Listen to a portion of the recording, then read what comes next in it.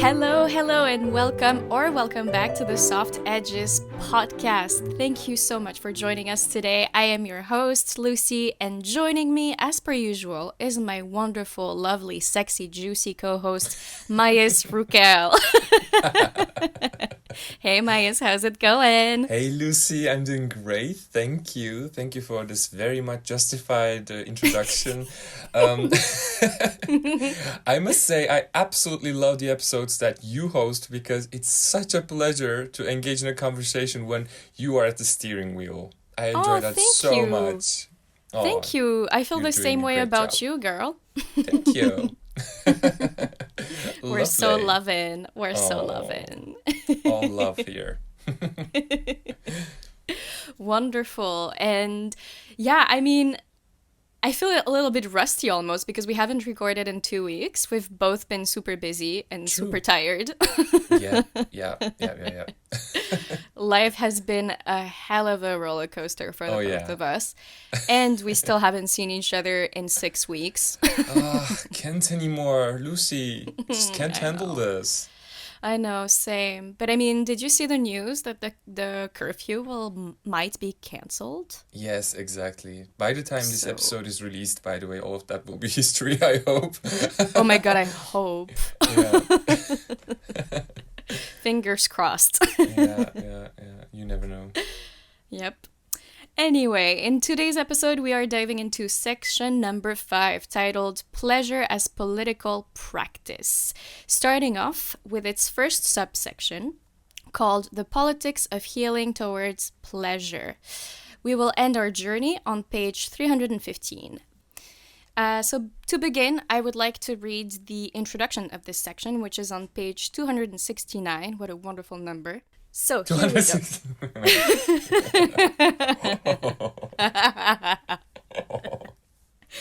Moving right along. Here we go. So, quote, "We are what we practice. We become what we do over and over again. In this chapter, we will look at practices beyond the realm of sex and drugs that are crucial for living into a pleasure politic. First, we look at a series of practices for healing toward pleasure, how we practice intentional resilience and recover access to pleasure once harm has happened or during illness. Then, we will look at wholeness in movement spaces, how we bring to our justice work all of our fullness, our pleasures, our bodies, humor, fashion, music, everything we are. Finally, we will look at how we craft liberated relationships. We can learn to fight for freedom and transformation with and for our romantic partners, our friends, our families. And we can bring that intention and those practices to everyone we meet, to every relationship, political, organizational, and intergenerational." End quote. Yeah.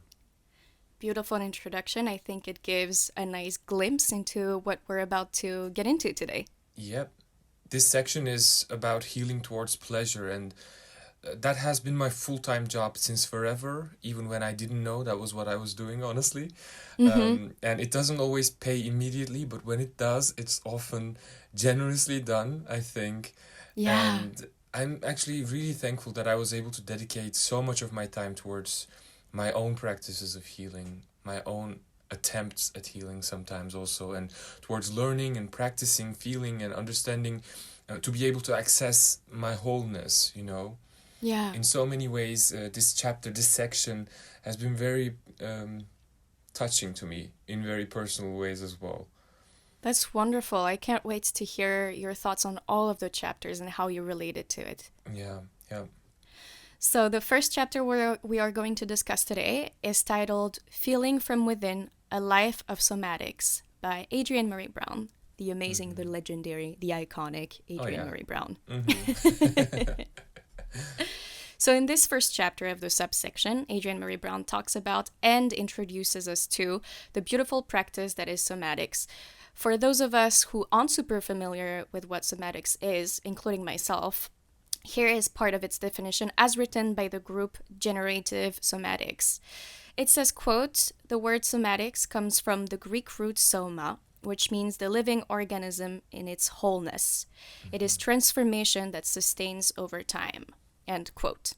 Brown starts off by talking about the beginnings of her experience with somatics and the effects it had on her, how it helped her feel herself from within, as she says, as she learned about the basics of its methodology, and how it even unveiled new sensations in her body, particularly below the neck. At first, most of these sensations were pain-related, and that pain was located in different parts of her body, such as her back, her hips, her legs, and that pain was caused by her lifestyle at the time, which turned out to be overactive and unsustainable for both her physical and emotional well-being.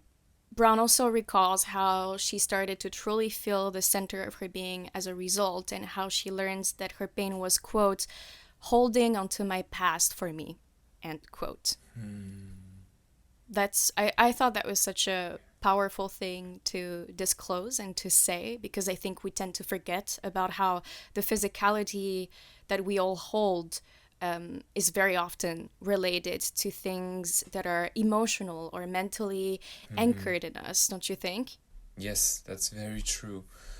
I mean, even reading about this, about Brown's own account on, for example, about her past and the way she dealt with certain emotions in certain situations back then, the ways how that expression was embodied by her, immediately awakened in me the ways I did certain things. It suddenly recalled that on my own body, reading about what she described with those, you know.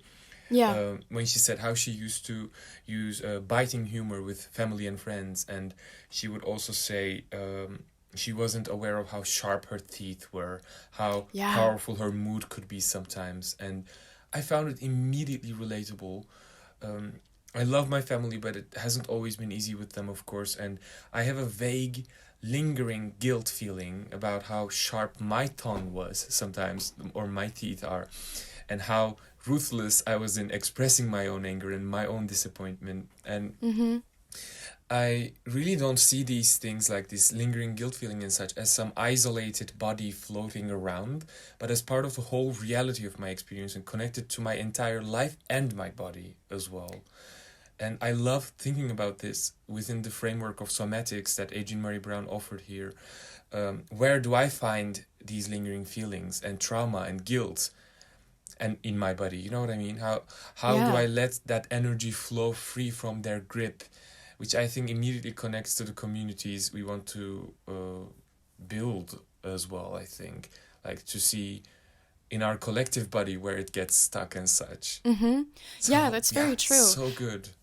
But actually, I'm curious, since you talked about your own experience of it a little bit, are you able to locate certain parts of your body that hold either traumas or memories even, or behavioral habits?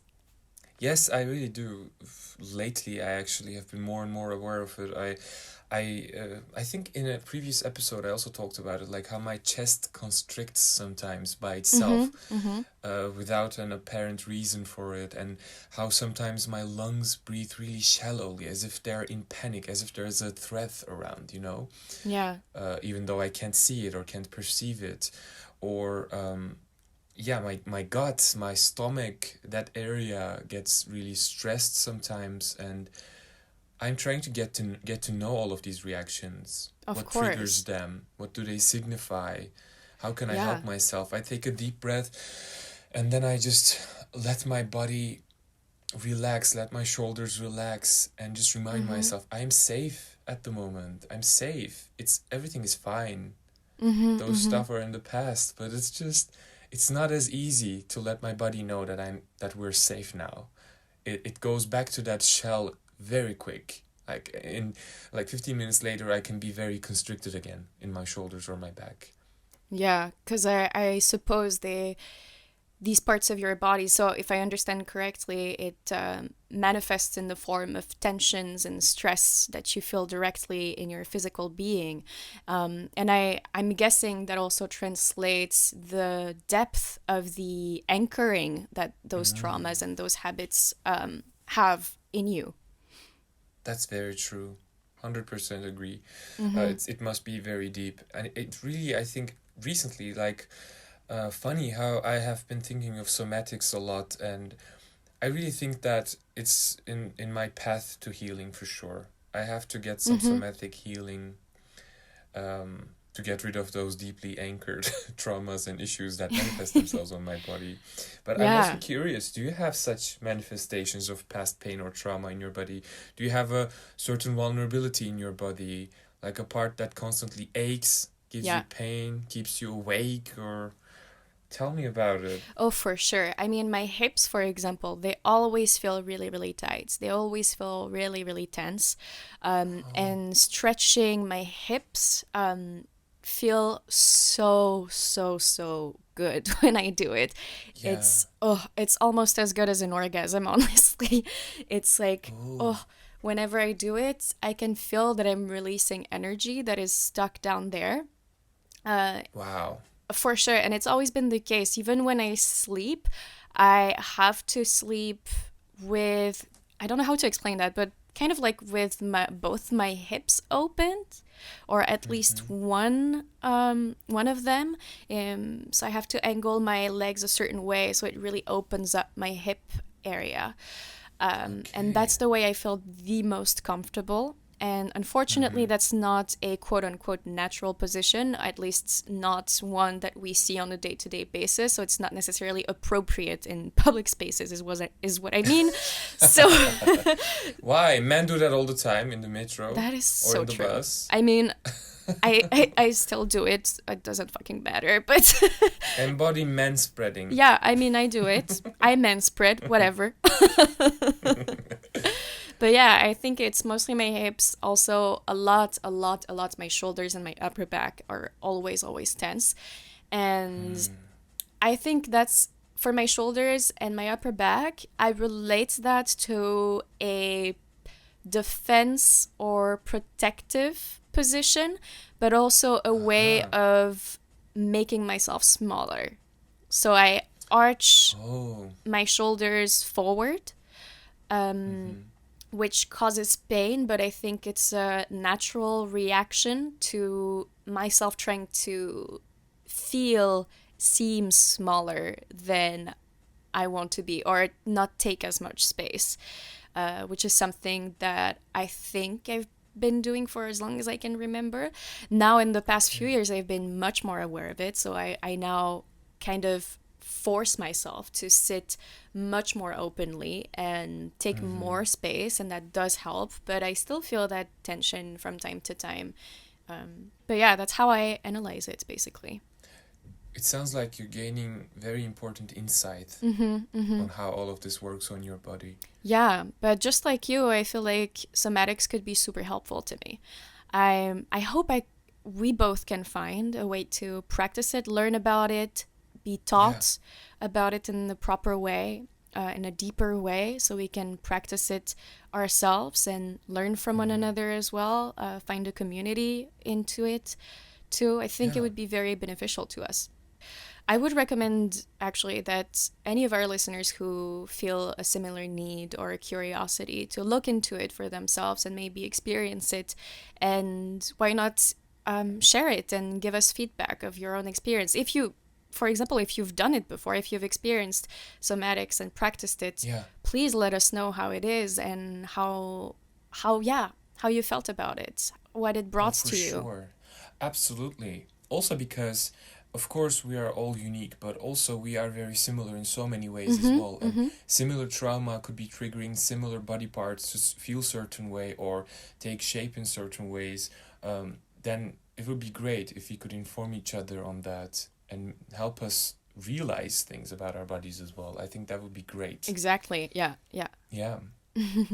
But I'm also really curious because when Brown first encountered somatics, she says that she was also scared of what she might discover in the process, and she knew that there was unresolved trauma and big suspicious gaps in her memory, and I can imagine how this must have been very intimidating for her, you know. And it's really like getting out of your comfort zone and setting off to some place that is unknown and you never know what you might encounter.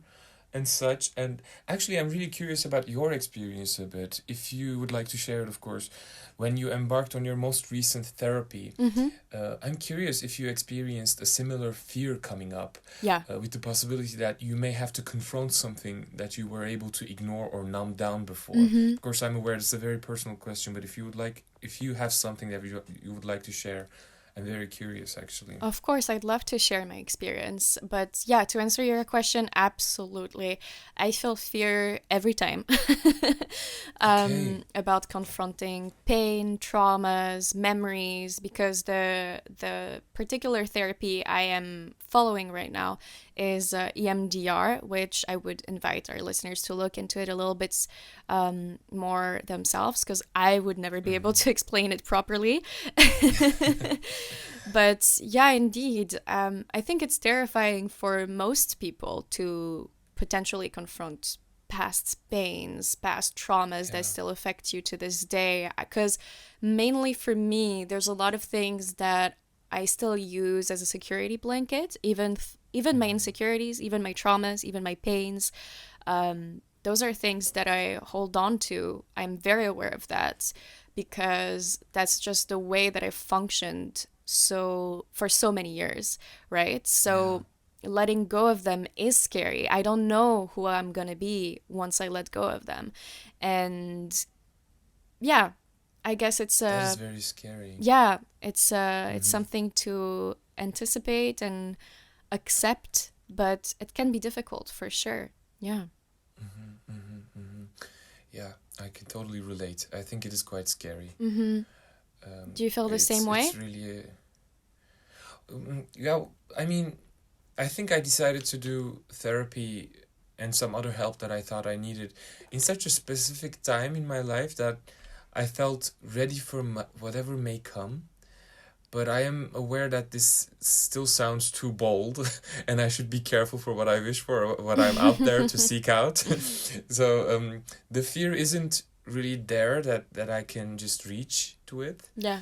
Um, I did feel curiosity when my therapist did EMDR to me for the first time. I was curious if a trauma that's been unknown to me would come to surface. Or I was curious to see what kind of associations my mind would make with certain painful events that I was focusing at that moment. But, overall, I just really want to heal as much as I can.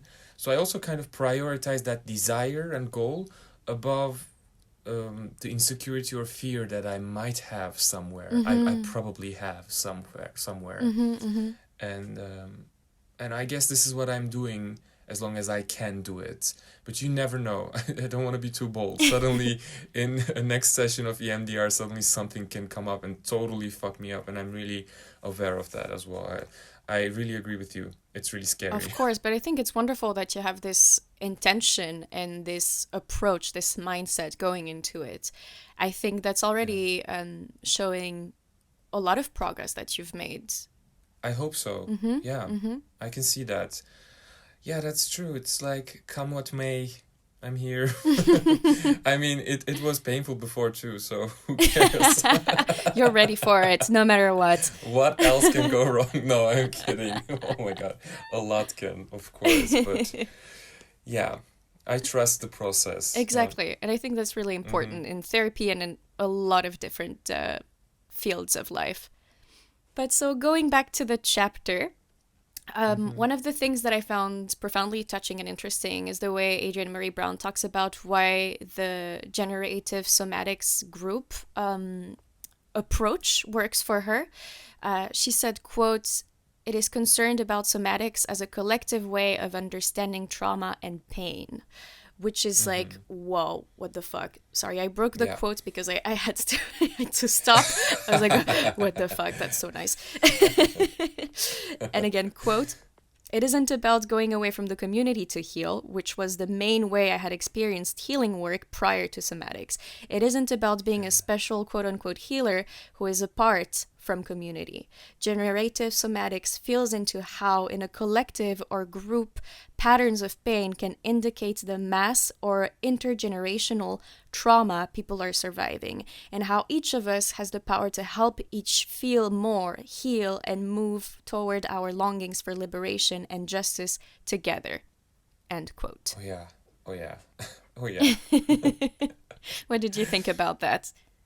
There's actually a quote that I wanted to read here related to what you just read as well. Oh, amazing. It's quote, "We can begin to imagine a society coordinated around honest, clearly articulated longings," end quote. And I feel like they all connect, they all come together. If we could just build our communities all over again, this would be one of the foundational bricks for me, if I could just initiate that. And I actually want to keep this in mind at all times, but especially during the creation of any collective form, that we can really help each other heal. Yes. Physically, emotionally, and create this honesty and this space for clearly articulated longings, just like Brown says.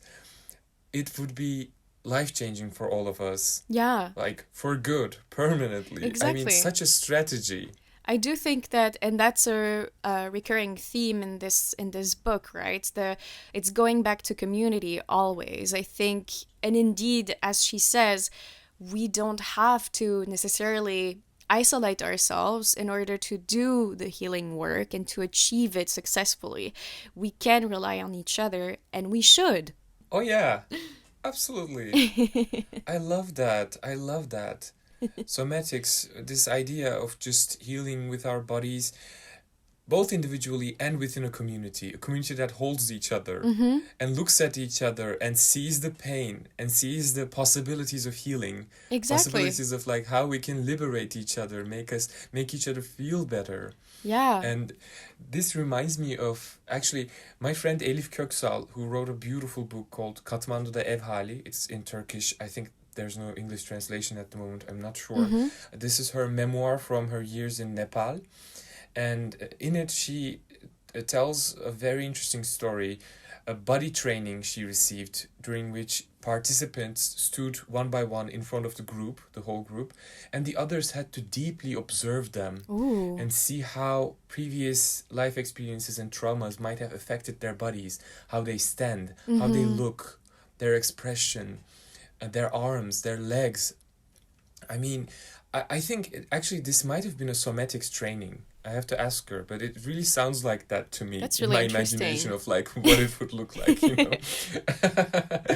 Yeah, I just really love that, this attention that we could give each other, this presence that we can offer each other. Completely. It's so beautiful. I think it's absolutely magnificent. Of course, it's also really important to do your own healing work, and not necessarily in isolation, but on your own. But I think it's important to have both, right? The individual healing work and the community-based healing work. Yeah. Yeah. And Brown also talked about how somatics taught her how to recognize what truly aligned with her values and desires, what she did or did not want to do, where she did or did not want to be, the nuances between her yes and her no. I found that quite beautiful.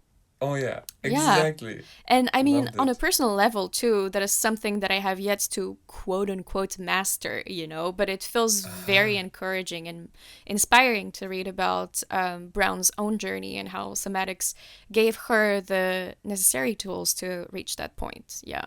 That's beautiful. Actually, this was something I wanted to ask you, because Brown talks about this visceral, clear no. Actually, she says a hell no, you know? Yeah. And how that no helps her immensely by ensuring good boundaries around her and by making more room for her yes. And I'm curious if you think that you have a hell no in your system, a visceral hell no, and are you able to communicate this hell no? And are you able to communicate a boundary so directly and clearly that even a follow-up explanation isn't necessary? You know what I mean? Yeah. It's so clear. It's a fucking hell no. Yeah. Do you have that? What kind of a relationship do you have with something like that? Yeah, that's such an interesting question. I do have a visceral hell no. But I think for me, it's not necessarily the base hell no that I know and feel in the moment or on a daily basis. That's more difficult to express. It's the smaller no's, if I may say smaller, quote unquote smaller, or yeah, I don't know how to explain actually. difficult to pinpoint, but when it's really a visceral hell no, which is more often related to my core values, that I will not jeopardize at all for any situation. The smaller no's, which can be related to more routine situations, those are the ones I struggle to express, oddly enough. Oh, I understand.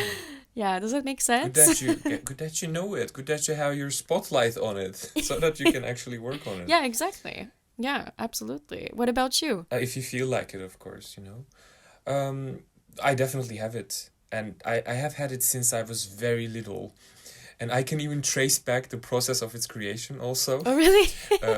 I was initially a very peaceful child, and I had an innate understanding of boundaries of others within the cultural norms I lived in, of course. And this is not only just me projecting my ideas on my childhood self, but also this is from things that I observed from like some videos of my early childhood as well. I can see my spirit and how I approached to certain things.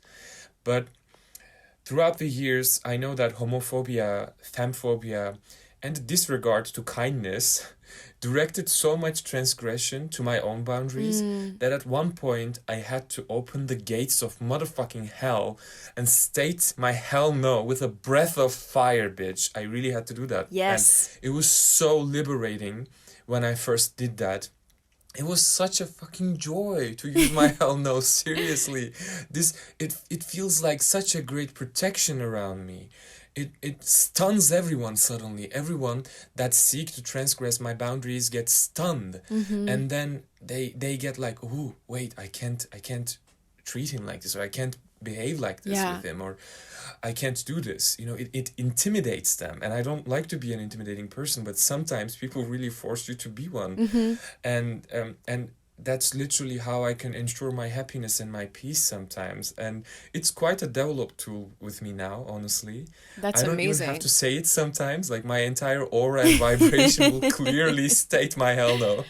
And if the person isn't a particularly nasty one, it will stop them from trying me, because they will know that they really shouldn't bother, Oh, fuck yeah. But I'm also trying harder to create such a muscle power on my visceral yes, actually, I must say. Because I still sometimes find myself settling for less than that many times, honestly. I really hope that I can raise the scale of the acceptable yes for me, and to feel my longings more clearly, and to follow the compass of my pleasure more decisively, to feel that yes in the present moment, to feel and to see the love when it's present, this vibration that is present, and better separated from resentment also.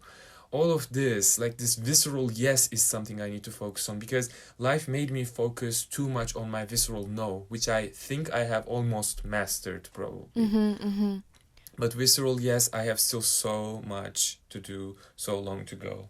But that's so wonderful, though, for you to have caught this nuance, right? To have caught this different dynamic between your visceral no and your visceral yes, right? And gauging it and really evaluating it and really, resetting it, basically learning how to acknowledge it, how to spot it, how to express it more freely. I think that's really cool. Thank you. I feel like this visceral yes practice is something I'm moving towards now that I'm healing more. Because the reason that it stayed underdeveloped, because I was so hurt by the transgressions that I felt like as long as I can ensure that people won't hurt me, I'm fine.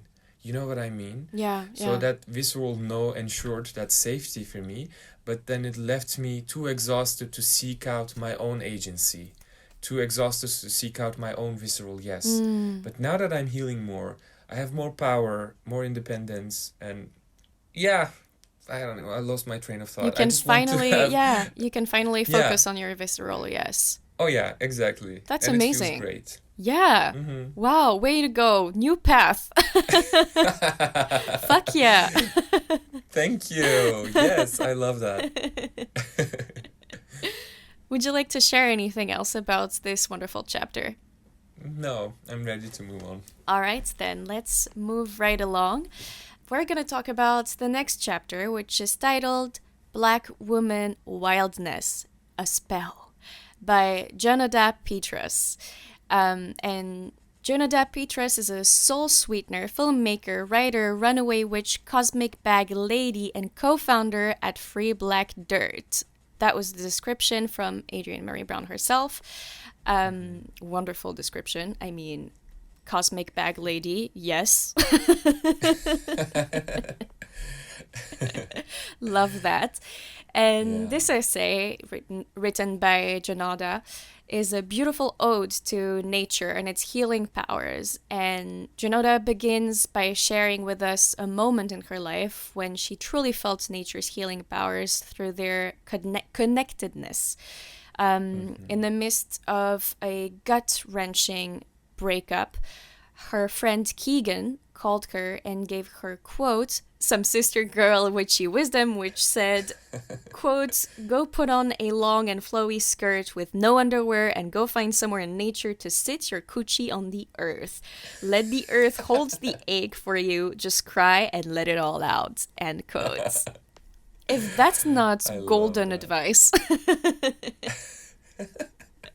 I loved that. It's so wonderful. I mean, this is the kind of friend you want. Yes, Keegan. And yeah, I mean, I honestly received this essay as something pretty magical. A much needed reminder of how we as human beings can and should rely on nature as a support system when all else fails. But not only, of course. This may sound a bit woo-woo, quote-unquote woo-woo, but I feel like we are indeed so deeply connected to nature on an essence level. And it's not that nature cures all, or nature heals all, or nature erases all pain. In my interpretation, nature is just like another sister, almost, another supporter, another listener, another holder. And yeah, as Junauda put it herself, quote, nature puts the struggle in perspective, and I am filled with my own power. Whether I am sitting coochie directly to the earth, or am looking at a waterfall pour from its source, abundant, orgasmic, and confident of its origins, or am floating in the ocean, letting the rage and grief in my ovaries be rocked out of me with each wave. Nature loves on me and helps me realign. Being in my wildness has allowed me to know divine consciousness in a real way. I pray to be like nature, to unfurl without permission or fear. End quote. Stop it, I'm blushing. Oh yeah, oh my god. This text is so erotic in so many levels. I agree. It's so erotic to me. Wow. I really feel it. Ooh. I don't know, there's something about this text that's so erotic to me, so arousing. It really makes me want to take nature consciously as a guide and reroute all of my sensuality with that guidance again. You know? Yeah, I mean, I completely start agree. over. I've been doing it wrong. But you're right, it is quite an erotic text somehow to read about nature in such a raw and honest and, I don't know, magical, powerful way. It's just, it is arousing in a lot of ways. Her choice of words also, the way she talks about that waterfall. I mean, there's also a direct quote that I want to share here. It's quote, nature was my first mentor on how to be erotic, wild, free, generative, intelligent, rhythmic, sexual, sensual, and shameless, end quote. I just have shivers. I just feel so into it. I don't know why I'm so mesmerized, but I feel it like this right now as well, and I felt this when I was reading it as well. Something about this text really speaks to me so deeply. Wonderful. I love that. Yeah, it's just my thing, honestly. Yes. And you know what also it's so funny. Keegan's recommendation reminded me of my great-grandmother, because really? Once on a lazy summer afternoon, I was sitting in the balcony with my friend, and my friend said that he was so bored. And my great-granny said, well, go play with your dick then.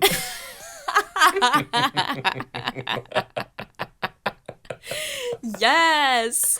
Oh my God. Yes, I know. Let's use our most tender, sensual parts as these magical portals to lift some emotional weight off of us, right? Yeah. Why not? That's really golden advice. Like, sit your coochie down on earth. I Do something agree. with it. Yeah. It's such a medicine. It really I love that. is. I completely agree with you. I love Yeah. this story, this anecdote you just shared. 'Cause Oh, she was a legend. Yeah. a pure icon. I cannot. Yeah, absolutely. But have you ever had a similar experience to Junauda, actually, where nature became your soother, your confidant, your healer? Well, I wish I had better ones. I just remember once I did waitering in a cafe for a week years ago, and it was such an exhausting job that I remember leaving those shifts and going to a park and just like throwing myself on the grass ground and just like laying there for almost an hour to recover Oh, I on bet. Earth. Yeah, just releasing all that tension, all that stress, all that exhaustion, that physicality of the job. Exactly. I completely get it. I know, like, I don't know if the earth gave a fuck or if it was sending me some vibes to heal me or not, but it felt really great. She probably to just lay wasn't. down on earth. Yeah, no, I think she didn't care. She said, I told you capitalism wouldn't work, so just suffer on me now. You looked for it, you got it. Oh yeah, I got what I needed.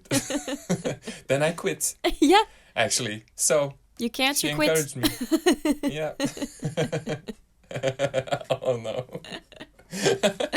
But I mean, I feel like for you in that moment, that was probably the most supportive surface and quote unquote presence that you could find to actually take in all of that stress and energy you put into your job. Honestly, it really was like that audioscape of a park and laying on that grass and being away from all that fuckery of that entire day, actually. Being away from humans who can be so nasty And sometimes. exhausting. So it was really wonderful, actually. Yeah. What about you? Do you have a memory like that? Yeah, I do. Actually, when I was younger, when we went to Norway, because my family on my mother's side is half Norwegian, I used to sit on the rocks in front of our house, our summer house, and I would speak to the wind. I love that. That's so you. Yeah, I know, right? Absolutely love that. I would literally speak to the wind, and I would honestly, I think it really answered me. Still to this day, I'm convinced I was having a conversation with the wind. I believe you. And I would just talk about life. I ask questions, existential questions from my Wow. like 10-year-old self. Stop it.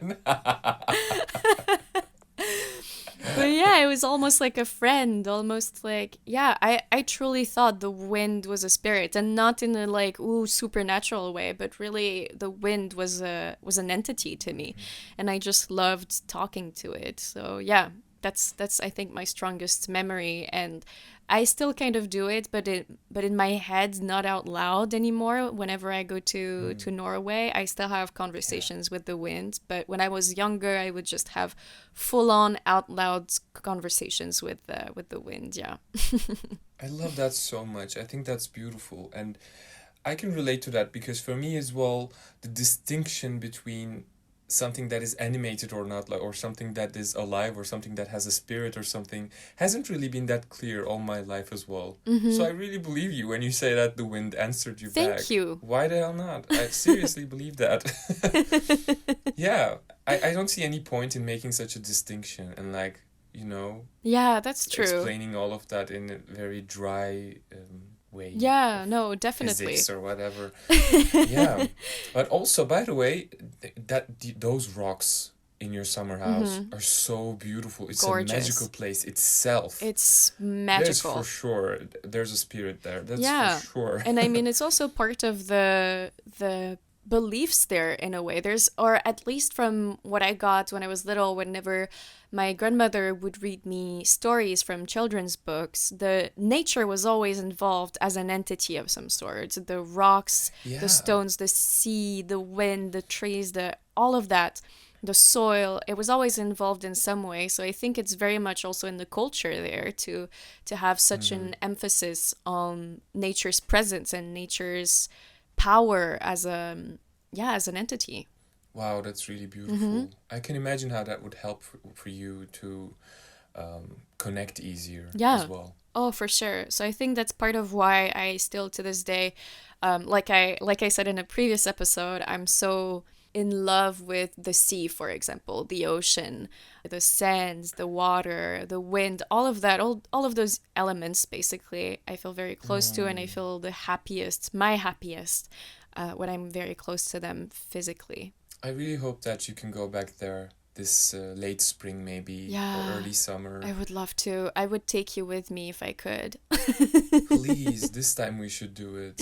Yeah. Yeah, we should have a little trip together there. Honestly, it's beautiful. You would love it. You would love, love, love, love it. I am so looking forward to it. Yes, let's For do that. years already. Yeah, I now know. we can do it when we have the chance. Yeah.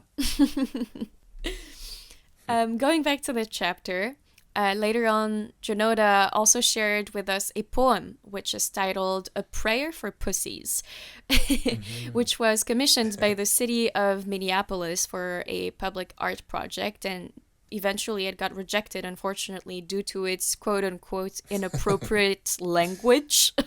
Okay. Kill me. Oh my god. Ugh, you gross. Why are people like this, honestly? I don't know. I don't fucking know. Not okay, boomer. Not okay. Not okay. Not okay, boomer. This is not okay. It's really not, because I think it's a beautiful poem. I didn't see any inappropriate language. I mean, what? Yeah. I mean, come on. Of course, it was beautiful. What are they talking about? Their definition of inappropriate is very, very tricky. Oh, yeah. The things that these people find appropriate is just sometimes jaw-droppingly scandalous to me. And what they find inappropriate as well. Like, come on. It's a beautiful poem. Yeah, I think it's a beautiful piece. Yeah. And I mean, it's strange, right? As Junauda says herself, quote, the term pussy for me was no longer just a juicy and provocative euphemism for a vulva or a perceived derogatory term for people who live in the power of femness and queerness. It became symbolic of all things that our society has gotten sweetness and limitlessness from and figured out ways to grab and use with no reverence for the sacred, end quote. I mean, duh, I thought we all agreed on this transcendent definition of pussy by now. Yep, and apparently we do not. So, yeah, yep. So I think it's really disappointing that her piece was rejected due to quote-unquote inappropriate language. Oh, it was too good for them. It was way too fucking good. Yeah. Would you like to share anything else about this wonderful piece?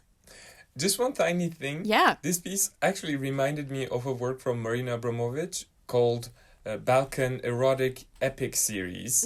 Have you seen any of the videos from that series? Actually? I don't think so. It's quite interesting. Women in a meadow lift their skirts and expose their vulvas to rain, for example. It's titled Woman in the Rain. That's really... Ooh. Yeah, it's so nice. And there's also a video titled... Group of men copulating with the earth, which is pretty self-explanatory. It's quite an interesting series. Okay. Very interesting videos, but also seeing that like this traditional relationship those people had with their bodies and with the earth was beautifully shown in those video works, and I recommend everyone to check it out. I think it is available on an online archive website. Wow, so cool. I'll definitely check it out. I'm very interested in that. Yeah. Amazing. Thank you for sharing. Of course. Let's move on to the next chapter titled Beyond Trans Desire. And before we dive into it, I'd like to issue a trigger warning as there might be mentions of violence against trans people as well as other related topics which could potentially be harmful to some of our listeners. So I will now invite you to either skip ahead or stay with us, but listen with caution. So, this beautiful essay was written by Dr. Micha Cardenas, who is an artist and assistant professor of art and designs, game and playable media at the University of California, Santa Cruz, where she directs the Critical Realities Studio. And that's the description that I found in the short bio on her website. Her essay is wonderfully raw and vulnerable and honest, and I truly appreciate and admire the way in which Micha shared parts of herself and her journey with such candor. So, to start off our deep dive, I'd like to read the author's notes, so Micha's notes, which she wrote at the start of the essay. Micha said, quote, "Transformative justice, as I understand it, is rooted in an understanding that we have all been harmed and all caused harm. It requires a process of rigorous self-examination, honesty, and accountability. To those ends, I offer this reflection on my previous writing about pleasure in activism." End quote. So, in this beautiful essay, Micha Cardenas tells us about her beginnings as a young performance artist, as well as the mind shift that came with her healing after going through, quote, medical, emotional, and spiritual transition, end quote, over the course of 10 years, particularly in her beliefs around pleasure and self-worth. Talking about her beginnings with an incredible transparency, Micha says, quote, "In response to the daily physical and emotional violence I was experiencing in the beginning of my gender transition, living in the conservative, militarized city of San Diego, and being outwardly non-binary in my gender presentation, my desperate need to feel loved and desired was amplified and resulted in my publicly engaging in erotic acts as artwork. I was physically assaulted on the street more than once. I experienced daily harassment about my gender. I was so afraid, constantly afraid. It was like being in fight or flight mode constantly for almost 10 years. I learned to look at the floor to avoid people's eyes so they wouldn't see me." End quote. However, she also states that nowadays she no longer sees this practice of erotic acts as artwork as liberatory. She says, quote, "I see my own early erotic artwork as resulting from the lack of support I was given as a young child expressing transgender desires. I see it as a result of the ways my early caregivers abandoned and harmed me. I see it as a result of a transphobic world that responded to my outward expressions of gender transition with violence and my own lack of knowledge about how to care for myself in that process." End quote. Yeah. I mean, first of all, these were two very, very emotionally intense quotes, of course, and yeah, absolutely. I really cannot express how appreciative I am of the way in which she shared this with us, with such honesty, with such vulnerability, because I was really moved by her own recalling of everything that happened and the way that she noticed this shift and the way that she pinpoints where certain of her expressions and choices of expression were born from and were caused by as well. Later on, a couple of pages after, she gives a glimpse into who she is now and how much transformational work she has achieved over the years, saying, quote, "I once believed that sex and romantic partnership were the most important things in life. I built up a false logic to justify that, but I also found much support for that thinking from both capitalist and radical communities. Today I believe that justice, honesty, kindness, community, and family, chosen and multi-species family included, outweigh the importance I place on fleeting desires." End quote. Okay. So after this overall introduction, although brief, to Micha's beautiful text, I would love to hear your thoughts on her essay and the ways in which it resonated with you. Mm-hmm. Thank you for this beautiful introduction. I am right there with you. I also feel incredibly touched by this essay. I think it was so beautiful. Micha really gave us something precious, a really precious offering here, because this is literally an understanding that she reached after going through medical, emotional and spiritual transition. The gender transition itself took 10 years of it. And she came to understand how her early erotic art was a way for her to unconsciously recreate traumatic experiences she had as a young child. Like, this long period and all of that she went through brought so much gifts and so much understanding, such deep understanding of her own practices, of her own choices, of what she saw as fitting for herself back then and now, is just like for us a brilliant time travel that we can just sit and enjoy and relate and feel while reading. And I found it really interesting how how her practice in like the liberatory power of queer porn changed over time. How at first she refused to see pornographic as negative. Yeah. And by pornographic, of course, we refer to the definition of Audre Lorde here. But all of this transformation then also included a period of immense pain, just like you mentioned as well, like physical assaults as well as emotional assaults and daily harassment about her gender as well. And this was a part that was really a lot to me in many ways. Yeah. I can partly relate to her experience through my own experience of daily harassment in my youth as a queer child as well. And I really understand that constant fear of being targeted, although of course a trans experience is quite different than the experience I had Of course. as a cis gay. Yeah. Most of the time, at least back then, my gender experience was cis, even though the last couple of years I experienced it a bit more non-binary at the moment. But the fight or flight mode Micha talks about is quite familiar to me. It's really so familiar. It still lives in my body as well. Yeah. As we just talked about it during our talk about the somatics chapter, like the default state of my body, unfortunately, is defense and alertness. So I empathize with her pain a lot when she talked about that fight or flight mode living in her body.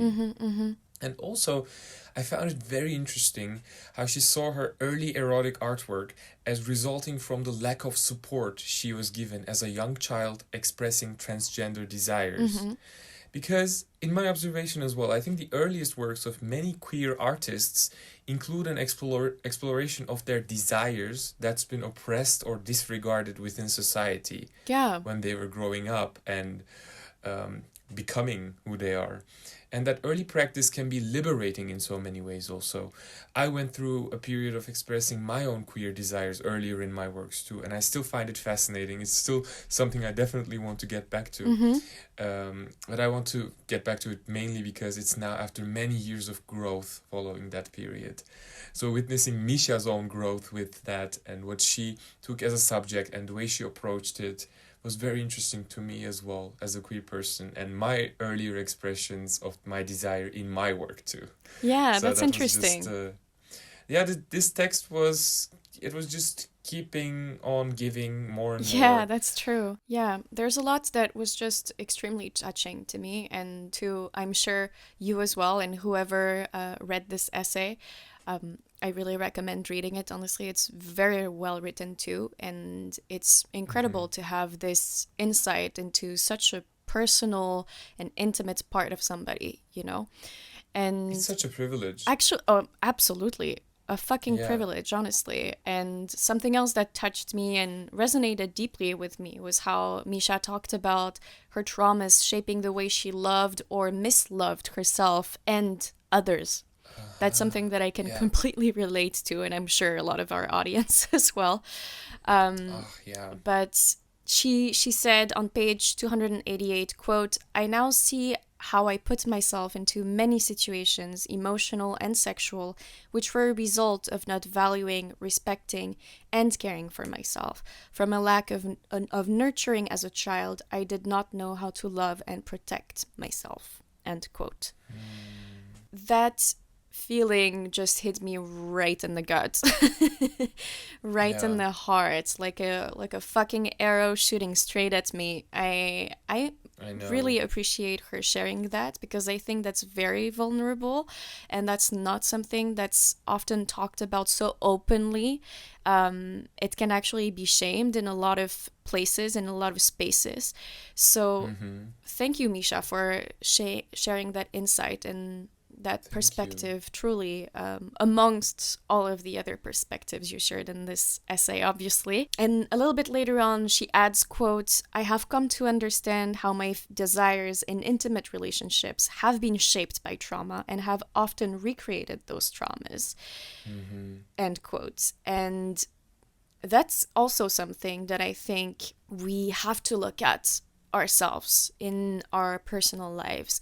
How many or how much of my desires, of our desires in intimate relationships are shaped by trauma, and how many of our intimate relationships are just recreations of certain Yeah. of our traumas. That is so incredibly interesting to me. A lot of relationships are formed around the trauma bond, of course. Yeah, and patterns also that we're just used to repeating. Things that we've learned from our traumas, which are negative attachments to ourselves, negative beliefs about Yeah. whether it be family, our self-worth, people in general, anything like that. It can really be deeply anchored and show itself in so many different ways, but particularly in our intimate relationships, I feel. That's very true. You know, there was an incident with my partner that I really hurt him one day. It's private, so I won't explain so much, but it's just that very quickly I recognized that I was my mother at that moment. Ooh. That's how she behaved when I was in my partner's shoes. Oh, wow. I was like, I'm recreating my trauma at that moment, you know? That's so interesting. And that's actually impressive that you were able to recognize that behavior. I recognized it like a couple hours later when we started talking about it. Oh, wow. And then I said, I think I was actually my mother at that moment, you know? When I apologized. Wow, that's really impressive, honestly, because I don't think it's easy to catch such patterns when you're doing it yourself, right? I agree. It's easier to catch patterns that we recognize in others than in ourselves in a lot of situations. That's very true. I will pay more attention to that. Yeah, definitely. Me too, by the way. Oh my God. You should really keep an eye out. But yeah, I mean, this whole essay to me was beautiful also because it felt like a love letter to herself that Micha wrote, meaning that because she says it also at the end of the essay, but it's truly her loving and holding her past self, the version of herself that she describes at the beginning of the essay, and holding her so dearly and supporting her still to this day and loving her, but also loving every version of her that she went through in between and all the versions that are to come too, right? So that's something that I found deeply, deeply beautiful. I agree. This entire text is about transformation. And so many different kinds of transformation as well. Transformation of self-love, transformation of confidence and acceptance and relationships, and even politics. What I really loved in this text was, she said, quote, "My desire for gender transition did serve as an important guide for my politics. That desire was powerful and unwavering in the face of oppression and violence on the institutional and individual levels." End quote. And yeah, something that is so innate and so powerful and unwavering can be such a strong compass for finding a certain truth that is hidden by other people, from other people. I experienced something similar with that. The very embodiment of my queerness constantly assured me that the systems seeking to oppress me, mainly homophobia, was wrong, you know? Their arguments were lies. I knew that because my body was constantly telling me the truth, and that truth came from a place of deep within me, from the deep love I have for myself. Yeah. Something that I hope I can never doubt in my life. And my queerness really defined my politics around that as well. Despite the environment I grew up in, despite my schooling, it kept me independent and disattached from those toxic structures. Wow. And even though marginalization brought a lot of traumas, it also was a gift for me that helped me reach truth easier. than many others who were conforming easier Yeah. in certain ways, you know? Wow. Yeah, thank you for sharing that, because I think it's going to be very, very useful for some of our listeners, if not all of them. Yeah, very precious insight. Congratulations, you've made it. You're halfway through this episode. Let's take a short musical breather and we'll be right back with you. I also feel like what Micha shared about mental health is also very important. She says, quote, "Once I was stable in my career, I was able to shift my focus to emotional healing," end quote. And this is a reality that really sucks, doesn't it? Like, this is a discussion that we need to hold when we talk about mental health and emotional healing. In the Netherlands, it's not too bad. Maybe it's still possible to have mental care endorsed by your health insurance. But it does get challenging at times, but there are still ways to do it. But also, I don't know much about the US, but I know that in Turkey it is also not very easy. Effective mental care is still extremely costly, and many people can't reach it because therapy is just expensive and day jobs are demanding and exhausting. And Misha was only able to focus on that once she had a stable career. Yeah, and that's just not okay. That's not okay. That shouldn't be the norm ever. Oh yeah. Ever. That is so, honestly, so fucking disgusting to me. Yeah. You know, one of the people that I hold as one of my ultimate guides is Trisha Hersey. Again, I will mention her from the NAP. She's the NAP bishop of the NAP ministry. She constantly reminds us that we can't even imagine healing without rest. Yeah. And so many people get so little rest, so little money, and this system makes sure that people remain unnourished, exhausted, docile, and distracted. So, you know, of course, there are many wonderful communities created by people to hold each other and care for each other.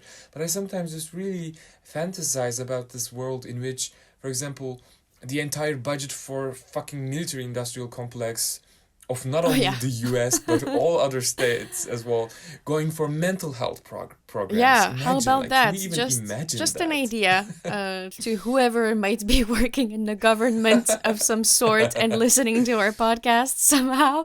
Just a thought, you know. How about redistributing your budget?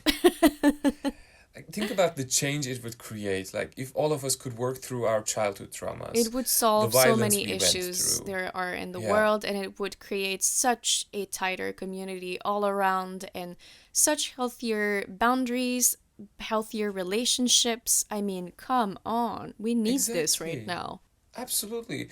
And also in a very immediacy also sometimes, right? For example, not necessarily very old past traumas, but for example, to be able to work through our conflicts with the right people that can hold them, like daily conflicts, a conflict at work or with a friend.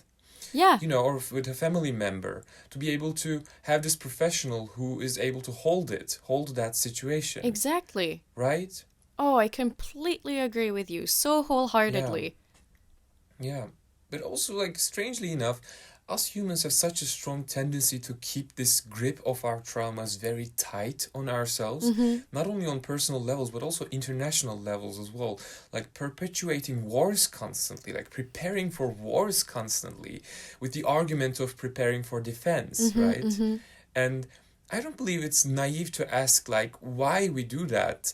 And instead of working through our tendency for war and destruction, why can't we focus on building systems that will enable us to live together in justice and peace? Oh, yeah. How about that, for example, right? Yeah. Seriously. Humans really, really fucked up, you know? There's a point in life where, in our history, where we really anchored so deeply the concept of violence, the concept of hatred. Yeah, and our commitment to feeling devalued. I saw that on a micro level from a quote from Misha in this text. She said, quote, "To question my desire and my part in putting myself in situations that caused me to feel devalued," end quote. And as humanity, I feel like we have this tendency to recreate situations that constantly devalue us. And that's also connected to all these wars that we have with each other. Yeah. Like, we make sure that we create all these systems and situations that we constantly devalue, desecrate all our beauty and love and culture and humanity. Yeah. I don't know why we have that tendency. That's so self-destructive. Yeah, absolutely. We are. That's exactly the right term, I think. We're very self-destructive. Such a pity, such a waste, honestly. We have so much potential. But to end this beautiful chapter from Micha on a better note, I want to ask you something. Go for it. What did you think of this quote? How desire can emerge from care and love instead of from objectification. End quote. What did you think of this? Do you feel it? Yeah, it does speak to me. For a long time, I saw desire, love, relationships as forms of validation and measurements of my self-worth, similarly to what Micha experienced and tells us in this chapter, actually. However, nowadays, my vision, my feelings are quite different than the ones I used to have. I love when I feel desire exulting from a place of care and love. Nowadays, I value that way more now than I used to, obviously, luckily. Objectification, for example, in my teens, was pretty much all I knew and all I believed in. I thought, okay, subconsciously, I had registered this message that I was an object meant for men's eyes and men's use and men's desires and blah. Yeah. But today, objectification looks quite different to me, particularly when I practice it in a consensual and mindful way in the setting of a relationship, for example, a committed one or maybe a less committed one, however you want to call it, a relationship, and it's consensual. I love, love, love being the object of desire of my partner. I love the feeling of sensing his raw and primal desire onto me. And not going to lie, I totally objectify my partner as well, in the sense that some days I just find him to be the hottest being on earth, and all I want to do is be all over him, and I flirt with him so obnoxiously, so loudly, which, if you looked at it from a different perspective, if it was taken out of context, it could look like catcalling, not gonna lie. I mean, okay, but it is practiced with love and with care and with consent, more importantly. So, that kind of objectification, the one that I do practice today, comes from, as I said, a place of desire, which lies in itself in love and care. So, yeah, that's the difference to me. But I'm curious, what are your thoughts, Mayas? What do you think? I mean, I think for me, this has been something I felt most clearly with my current partner when I felt that, like this desire emerging from care and love instead of solely from objectification. Of course, I'm still learning as well. Of course, I think a lot of my desires probably are still connected to objectification, I must say, honestly. But I think it's definitely related to our healing and healing of our desires specifically, and by an erotic awakening and allowing ourselves to feel more, to be more present and sensual and attentive. And still learning. I just loved what this quote made me think of, so I wanted to ask you what you thought of it. Yeah. All right, then we are going to move on to the next chapter, which is titled Pleasure After Childhood Sexual Abuse. So obviously, as the title says, there will be mentions of childhood sexual abuse. So I would like to again issue a trigger warning, because the following conversation, as you might have guessed, will include topics related to sexual trauma and mentions of childhood sexual abuse, as I just said. So I would like to invite any of our listeners for whom this conversation may be harmful to opt out of the next segment and skip ahead a few minutes, or simply opt out of the episode altogether. Of course, that's for you to choose for your own well-being, and please keep yourself as safe and happy as possible. If you would like to stay with us, we still invite you to listen with caution, because it is a pretty intense one. And this essay includes what I believe to be emotionally graphic descriptions of sexual abuse and its immediate aftermath, which I am consciously choosing not to read out loud on this podcast because our goal here is not to sensationalize a painful and traumatic experience, and I believe in keeping those writings within the book's pages out of respect for their author, Amita Swadhin, as well as our listeners. So, first, let me introduce you to the author of this essay, Amita Swadhin, with this brief text taken from the Mirror Memoirs website. The Mirror Memoirs is an oral history project centering the narratives, healing, and leadership of LGBTQ survivors of color in the movement to end child sexual abuse. That's their description on their website. Amita Swadhin is an educator, storyteller, activist, and consultant dedicated to fighting interpersonal and institutional violence against young people. Their commitments and approach to this work stem from their experiences as a genderqueer, femqueer woman of color, daughter of immigrants, and years of abuse by their parents, including 8 years of rape by their father, end quote. So I would like to start off by thanking Amita for sharing such intimate parts of their journey with us and for writing such a powerful, powerful piece. Amita's essay is full of vulnerability as it focuses on their path to healing, their path to reclaiming and learning pleasure following years of sexual abuse at the hands of their violent father throughout their forming years, their childhood. With a gut-wrenching honesty, Amita tells us about the many protecting and coping mechanisms that their mind and body were forced to adopt for years as they were pushed into a constant state of survival mode. Survival as the norm, faking normalcy and hiding tremendous pain became their norm, basically. To illustrate part of what Amita shares with us in their essay, I would like to read an excerpt from it, which is on page 296.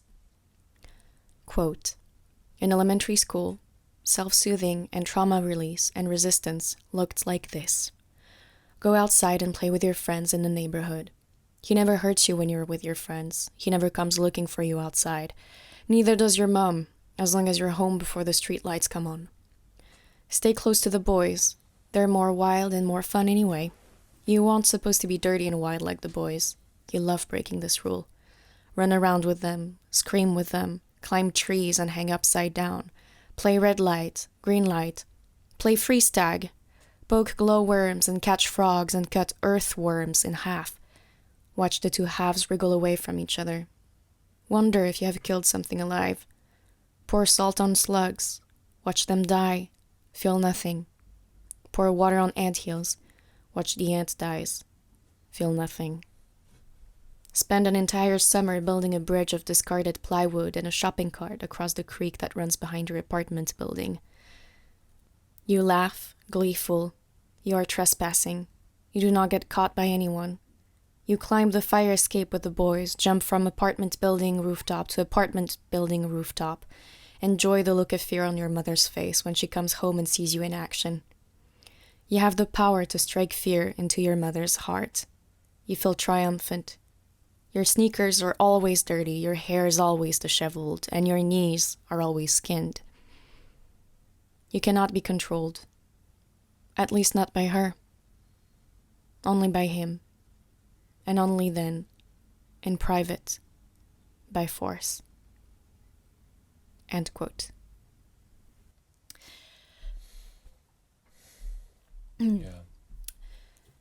And so that was a pretty extensive quote, but I wanted to give a better idea to our listeners who are not reading along with us. And as we turn the pages and read more of Amita's experiences, we discover more of their mindset at the time, more of their survival strategies on a day-to-day basis, more of their pain, more of their confusion, but also more of their exploration. Amita reflects on how much of what they did to escape and survive the harm of their home by playing with friends, playing with danger, was actually pleasurable, and whether escape can really count as pleasure. Yeah. On page 299, Amita says, quote, "Is it possible to experience pleasure when you can't even experience yourself?" End quote. Yeah. Which I thought was a powerful question, to say the least, and a moving one for sure. As soon as I read it, it really shook the ground for me.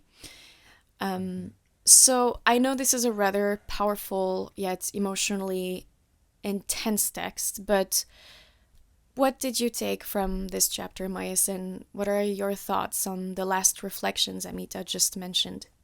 A lot, I must say. Mm-hmm. I took a lot of it. This text is rich. It's very abundant in the feelings it offered me. Its beginning sets a tone with a huge impact. Mm-hmm. And then there comes anger, and then sadness, empathy, growth, empowerment, shame, hope, healing. I also just want to start off by saying and that I want to send all my love to Amita for sharing this text with us and for opening up with such beauty and impact also. Their words just touched me profoundly, and the way they put all of those experiences into words was brilliant. Yeah. Absolutely brilliant. And how that the quote you just read, how that self-soothing looked at that certain age, I think it was 11 if I'm not mistaken, how they reflected to that, how, and seeing like how that blurred the line between genuine pleasure and simply trying to escape reality. I think it's just like Lord's distinction of erotic and pornographic, between genuine interest and pleasure, and I recognized that a lot of methods of self-soothing helped me out as well. Actually, when I look back on that, my own experiences of self-soothing taught me very early on to not be judgmental about things that other people practice that on the surface seem strange to others. I would immediately go like, yes, there's a reason why this person does that, soothes themselves like that, they're coping and they're surviving. Like Amita says, you always understand exactly what is happening to you, even when you don't know the words to tell. End quote. And our coping, our self-soothing, is actually the extended expression of what happened to us. It's the expression of for something that we couldn't find the words for, at least at that time. Yeah. Back in that time. Yeah. And Amita gave us detailed descriptions of how the survival and self-soothing looked like in different times of their life, which led me to think about mine when I was around the age of 11 to 13 or something. And I noticed that my self-soothing was kind of isolating myself in my room and getting lost in my imagination with drawings or stories that I was creating, and constant intellectual stimulation from books and films, while indulging in food that gave me pleasure, while I tried to forget that I had a body, that I was a body.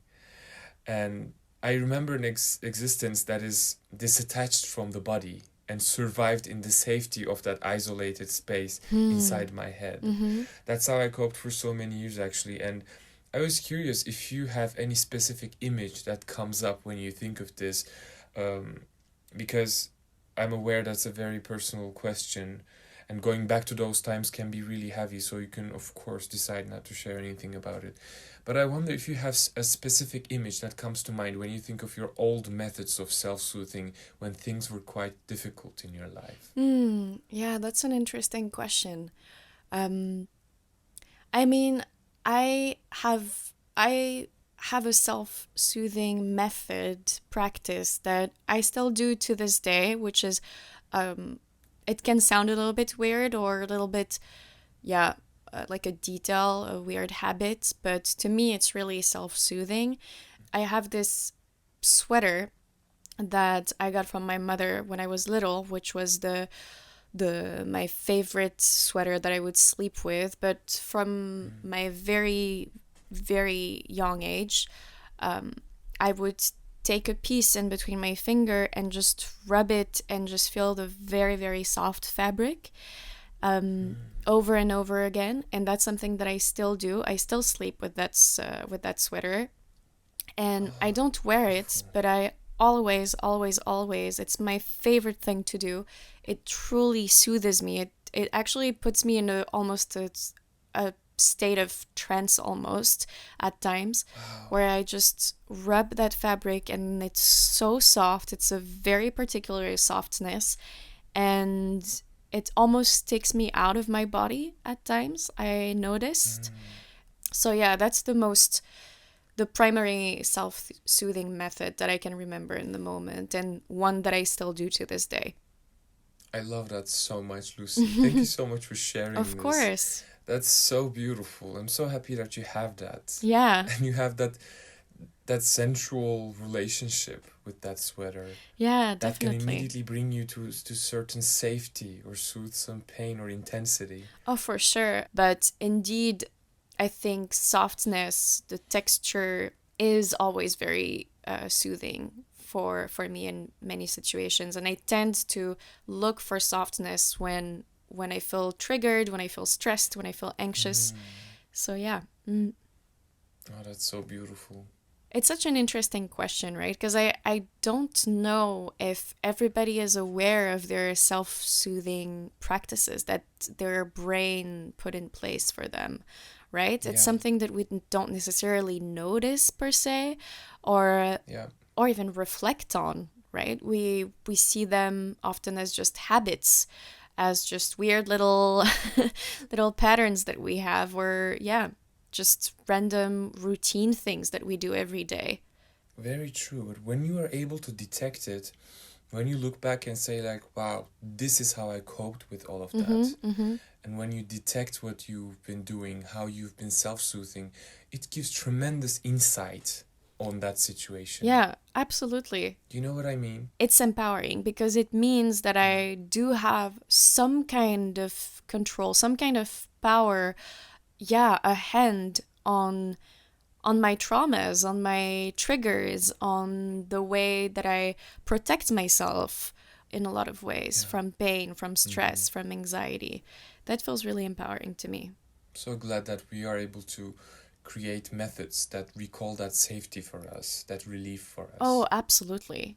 I'm thankful to all my methods of self-soothing, I must say. Yeah. That's how I coped. Yeah, that's how I survived, honestly. I mean, I don't care how weird they were at times, or strange, or unreasonable. Doesn't matter. It made sense to me, obviously. It made sense to me, and it helped me. Yeah, and I think it also, those self-soothing mechanisms for you also probably helped in developing your creative sense, don't you think? Oh yeah, for sure. Also, at least it really anchored it deeply. Like, this is what I do. This is what I like to do. This is the condition under which I feel my best, or something. Yeah. Yeah, that's true. But also this disattachment from body is also something that sometimes still is lingering. And I feel like that was a result of me coping back then. Self-soothing. So disattaching from the body. And I don't want to stay disattached from my body. I want to attach deeply with it. Yeah, of course. It's good to be attached to your body, although it is completely understandable that in that moment you needed to disattach. Yeah. Yeah, and that's okay too. You know, there's something in this subject that I now feel my Gemini pulling me back and telling me like, okay, la la la la, like, stop talking about this, Oh, really? There's something about this. How do you relate that? No, I just suddenly noticed myself, this pull in my system that was like, okay, we shared enough. You know what I mean? Oh. No, that's also really interesting to notice. Yeah. No, that's true. Yeah. That's really interesting. Indeed. Oh, but going back to the text, I want to highlight something that I observed from what Amita described. How, as a child, playing with girls was more sensual, how they were able to engage with precision and concentration with each other, like role-playing and creating very detailed worlds and such. And I must say, this has been my experience playing with girls as well. I experienced this distinct difference between playing boys and girls. And of course, so much of that play is extremely gendered, and actually, this observation is probably mostly about the gendered reality of this difference as well, but I just really felt that when I was playing with girls, there was this difference somehow. Mm-hmm. Like how the way they socialized, of course, the way it was gendered, maybe that was the one that was forming it in such a detailed, sensual, and focused, engaged way. Okay. But I still must say that I really enjoyed that when I was a child. I mean, I really agree with Amita's observations. It really felt more concentrated, more attentive. Mm-hmm. But also, even the assumption that they all were girls is a bit too much. You know, they could be non-binary and trans as well. But it's just that when I read Amita's observations, I felt like, yeah, I can relate to that. This has been my observation as well. Like boys were playing with each other more roughly, and with a more superficial connection, with a more of a careless attitude or something. Yeah, so you noticed more of an intimate interaction in a way. Exactly, and I feel like if this stems from a gendered socialization, that really robs boys of their potential for intimate connection and care for each other. Yeah, of course. I mean, completely. I think that's even nowadays, honestly, I think the way that we raise children is still very, very gendered. And unfortunately, sadly enough, I think that's something that we need to really work on. Future parents, at least, need to work on Exactly. and reflect on before choosing to raise a child. Or like not forcing people into boxes from their birth would be extremely beneficial to create humans who are more grounded and more sure of themselves. For sure. Absolutely. Would you like to share anything else about this chapter? Yeah, upon experiencing this horrible abuse and violence that Amita shared with us for many years, starting with the removal of their father from home, they began seeing flashes of what might be genuine happiness. They began sensing it slowly, and they had a brilliant Sweet 16 party. And then they had partners with whom they experienced sex with their own agency and consent. So that was the sex that they finally experienced. And over the years, they built an authentic connection with themselves, a real self-knowledge, and they experimented with love, mutual attraction, compatibility, became sober, learned to meditate, learned to be able to just be. Whereas there was a time that being still meant painful flashbacks for them. Yeah. Was such a growth that they shared with us. Absolutely. And like they shared with a precious part of what they learned with us with this text. And this quote was really valuable to me also. Quote, "To learn there is a difference between hedonism that enables dissociation and disconnection versus joy and pleasure that enables presence and intimacy." End quote. This said by someone with their experience is just really important, I feel. Because this is a person who had to reclaim a genuine sense of aliveness and pleasure from the claws of constant abuse for years, you know? And this is the conclusion they came to. It's just, yeah. All my love to Amita Swadhin. I'm so thankful for them. Yeah. It's amazing. Yeah. It's a message full of hope that they end with, and I would highly recommend to those of you who can and want to read this text, because I believe it is an important testimony to not only what can happen in the heads of sexual abuse survivors and what survival mode can feel like, but also to the fact that regaining, reclaiming, rediscovering pleasure after such a traumatic experience is possible. But again, that's only if reading this text is an option for you, and you do not need to read it if it doesn't feel safe, if it feels uncomfortable, harmful, or triggering in any way. You absolutely do not have to read it. You're okay, and you not reading this does not mean that you are quote-unquote weak or quote-unquote not healed enough. So yeah, you don't have anything to prove to anyone, including yourself. And that's what I wanted to say to kind of end this chapter. And Beautiful. also say to Amita again, thank you for sharing with us, for being so openly vulnerable, and for giving us hope and light as well. Beautiful. So we are now going to move along to the next chapter, which is titled Fuck Cancer, a conversation with Alana Devich Cyril. And so this chapter is a beautiful and touching conversation between Adrienne Marie Brown and Alana, who battled cancer for 2 years before sadly passing away in 2018. During this convo, the two talked about how Alana navigated pleasure before her diagnosis and after, in the midst of her battle. Self-claimed bon vivant, which is a French expression, and I loved that. Alana took, quote, great pleasure in delighting things: food, drinks, art, sex, people, places, all of it, end quote. And I love that. Yeah. Enjoying things as our purpose in life it sounds wonderful, doesn't it? Yes. Yes. I feel like... I'm not surprised. This person is brilliant. Exactly. I feel like this should be everybody's purpose. It would make things much easier, I think, for everybody if that was the purpose we put on our end goal list. If only. Yeah. And if it was accepted too. I don't think it's very accepted to say, what's your purpose in life? Well, enjoying things. People are going to be like, okay. But I think it should be more widely talked about and accepted. Like, come on. We need to enjoy life. Sure. We need to. Yeah. What else are we going to do? We're all stuck here. None of us chose to be here. Oh, yeah. I don't even know why we're here. So why not just put a little purpose on it and say enjoying things, enjoying anything, really.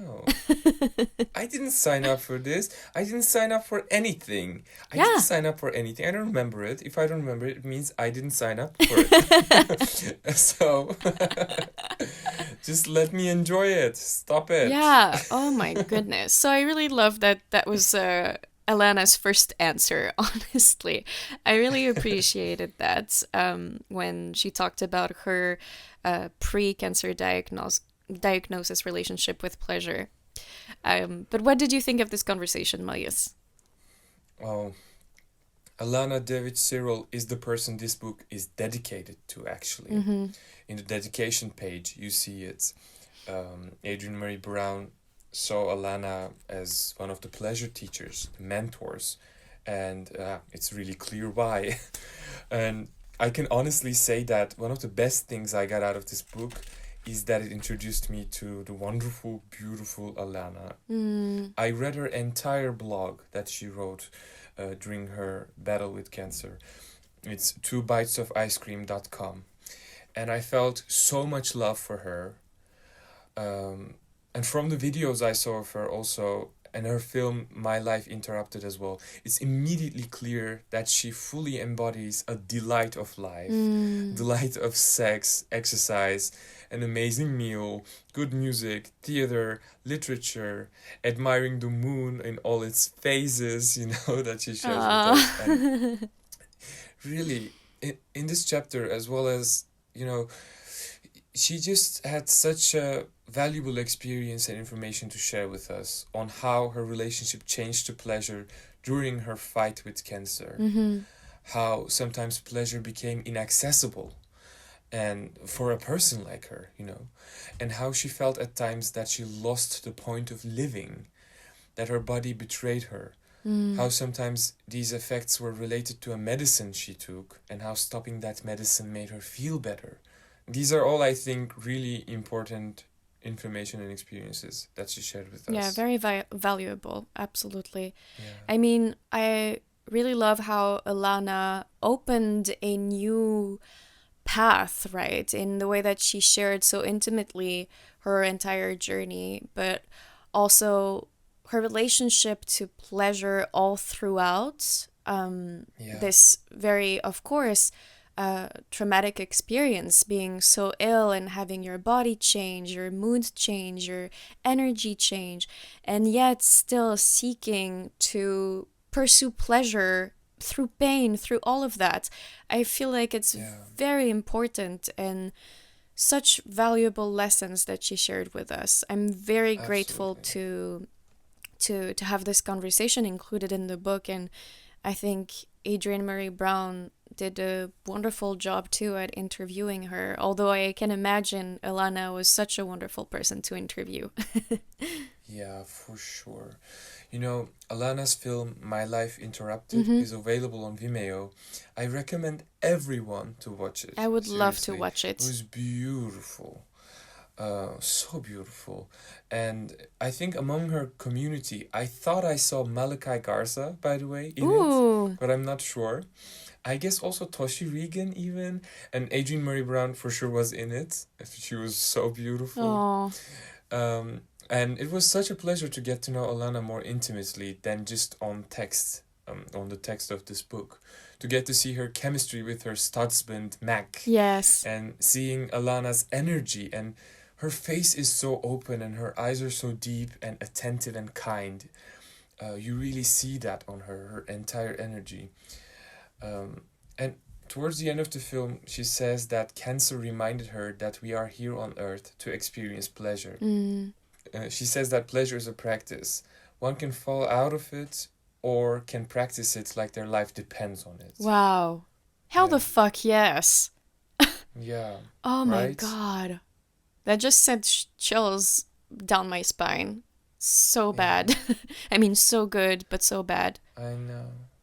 I just love her so much. It is, of course, such a pity that she had such a short time on Earth. She was a brilliant human. Absolutely. I also saw the video of Alana doing stand-up comedy on YouTube. It's from 2005 and it's hilarious, Lucy. Oh my God. You have to see it. I stumbled upon it and funny. I wasn't able to, I didn't watch it when I stumbled upon it, but I really want to watch it. I'm so curious. You have to. She's so witty, so brilliant, really so wonderful. Her comedy was genius. Her comic timing was spot on. You have to see it. She was so wonderful. Yes. So fucking funny. Honestly, I'm gonna watch it. Whenever I need a good laugh, please. I'm gonna watch it. Please do it. I mean, Ellen, eat your heart out. Alana was way more hilarious. Seriously.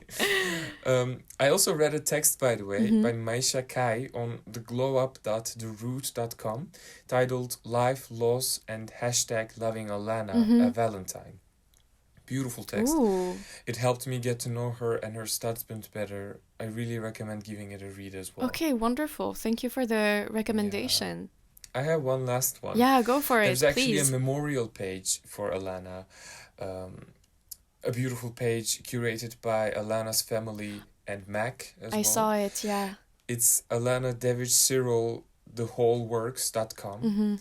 And it's wonderful. I encourage all our listeners to visit the website and get to know Alana better as well. Yeah, it really is. I love all the stories that were shared, all the memories that were shared of her.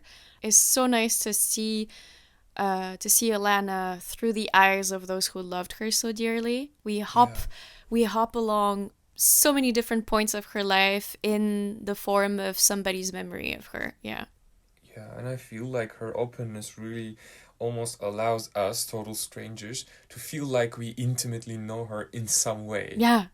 She had that wonderful, unique openness, I feel. And by the way, I also bought recently Audre Lorde's Cancer Journals, because it was really interesting to read how Alana interacted with that text, and I want to know more.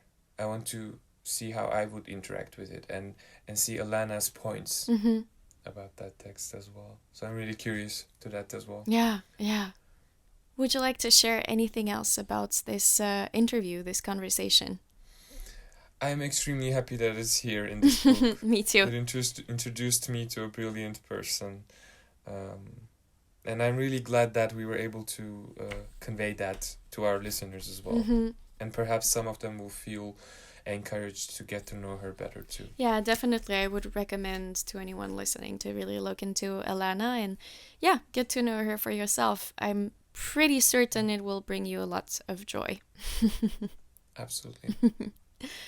Wonderful. So we are going to move on to the last chapter for today's episode, titled Care as Pleasure, which is written by Leah Lakshmi Piepzna-Samarasinha. The legend. The legend, the icon, the mic drop of a human being. Everything. Wonderful. Here we go. So, in this essay, in this wonderful, wonderful essay, Leah tells us about the relation between care and pleasure.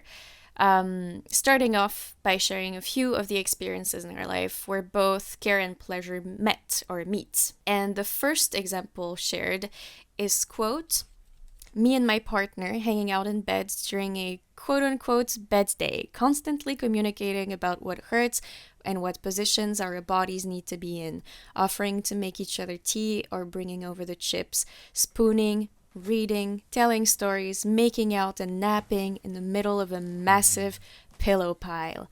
We aren't trying to cram ourselves into an able-bodied vision of what sexy or a relationship is. It's totally okay for us to rest, chill, care for ourselves and each other. Our care needs are not some gross secret walled off from date night, end quote. So fucking good. I loved that description. I found it amazing. Yeah. It felt juicy, it felt comforting, it felt accepting, it felt comfortable, just cozy, all of the things. Absolutely. So true. Yeah. Oh, I loved that. I found it incredible how the experiences of care and pleasure can be so much closer for disabled people and their communities, whereas in the able-bodied vision of what is sexy and pleasurable, those often are not seen compatible, right? Like, even the needs for care is hidden and disregarded with shame, as Leah expresses herself as well in the text. And how for disabled people this relationship of care and pleasure exists not only in their interpersonal relationships, but within their care collectives and communities as well. She mentions this joyful intersection of disability justice, care and pleasure, and how great that can feel. Yeah. I love that. It's such a different perspective to me to look at care and pleasure in such a way that they fuse together, they merge, right? Because it can be, like you said, pretty taboo, right? In a lot of conversations to pair care and pleasure. Somehow, it's weird, right? Because I think that particularly in a society where obviously we try to push people to their absolute limits, I think a lot of the times we're more focused on draining each other's energies rather than caring and for one another and putting the emphasis on pleasure. But yeah, that's something that I truly believe needs to change. I'm not sure how to spread this belief in a wider way, but it could start with simply sharing this essay with as many people as we can. That might change somebody's mind about that. I mean, ableism creates this situation where, as if like having needs for care means you can't have any autonomy and dignity or agency over your body and your life. Leah talks about this hatred ableism perpetuates towards bodies with needs. And the extent of the ability of an individual very often determines their worth in all our ableist societies, right? And how these ableist notions push people with disability to internalize this hatred sometimes, to make them feel that they need to hide their disability, to cover it up with the fear that it might embarrass them, that it will cost them so much. Leah mentions this as well in this essay. Yeah. It makes it so clear that disability justice movements are human rights movements, and we can't be liberated before disabled people are. The entire society needs to be able to accommodate the needs of people who have bodies that have different needs than the regular notion of an able body. Yeah, absolutely. It needs to be the basic principle of our communities, you know, that an ever-evolving accessibility has to be ensured to leave no single human isolated, and with a growing diversity of care tactics also, right? Absolutely. Yeah, I love that. I mean, I have Leo's book, Care Work, Dreaming Disability Justice, on my desk right now, Oh, wonderful. actually. Yes, and I also ordered Beyond Survival, Strategies and Stories from the Transformative Justice Movement, which was edited by her and Idris Dixon. And I can't wait to start reading both books. I know that there's a body of information waiting for me there that will enrich me so much. I just can't wait. Just can't wait. Amazing. Oh, I'm looking Yeah. forward to hearing your feedback on it, because I would love to hear what you thought, and I would love to also For read it sure. myself, of course. Absolutely. Yeah, I will even nominate that as one of the books that we can move on with after we're done with pleasure activism. Let's Ooh, see. exciting. It's still a surprise what we go with, but there are a lot of amazing books that we can continue with. But also, whatever I read from Leah so far is just incredible. It's just legendary. And I need to recommend the text titled A Modest Proposal for a Fair Trade Emotional Labor Economy, centered by disabled, femme of color, working class / poor genius, by Leah Lakshmi Piepzna-Samarasinha, published on beachmedia.org on July 13th, 2017. Okay. It's a genius text on the recognition of emotional labor as real labor, on how we can approach our emotional labor with better boundaries. It's absolutely a wonderful essay.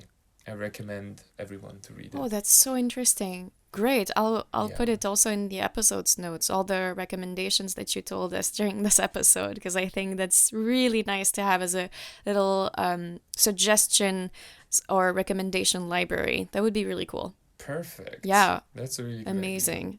I'm super curious about more of her written work, definitely. I think Yeah. she's also such a wonderful writer, because it feels, I mean, that's always what I say when I love a writer, but it feels like when I'm reading, I'm listening to the person. Does that make sense? Yeah. But it really goes into my feels, and it feels like I'm just listening to this person talking about such wonderful, intimate, important, valuable things that they've learned and that they want to share.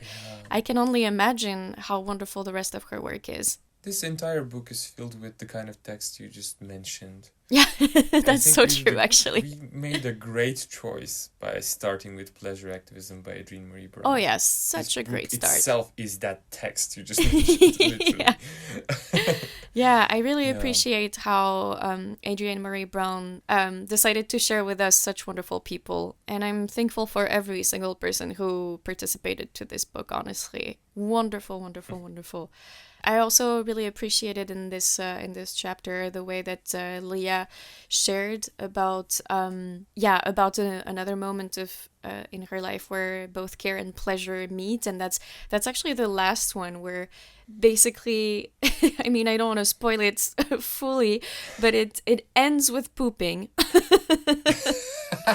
And Leah having to squat behind a, quote, not so private tree and have a really love bad that. shit as bikes whizzed by, and her yelling, "This is where access intimacy gets real."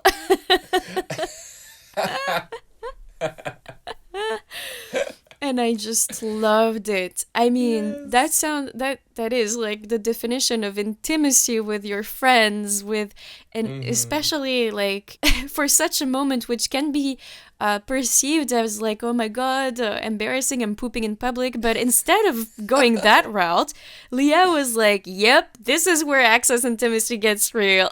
I know. I just loved that. You know all about it, don't you? Yeah, exposed. Wonderful. Would you like to say anything else about Leah's chapter? I loved it. Me too. I truly, truly loved it. And just to finish it off, I really liked a certain sentence at the very end of her essay where she said, quote, "Care isn't always orgasmically pleasurable. People need to be able to get what we need and go to the bathroom whether or not it feels like a dance party." end quote. Oh, yeah. So whether or not care is necessarily pleasurable in that moment, it is necessary, period. Needs for care need to be fulfilled for everybody equally.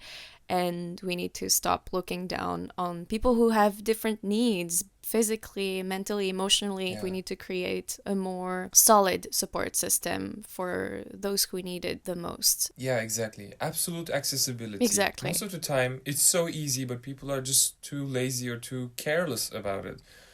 Oh, for sure. Oh, yeah. Yeah. So lazy. Yeah. But yeah, thank you so much, Leah, for sharing with us. I really appreciated this short essay, and I hope our listeners do read along, because it's a really, really nice one, in my opinion.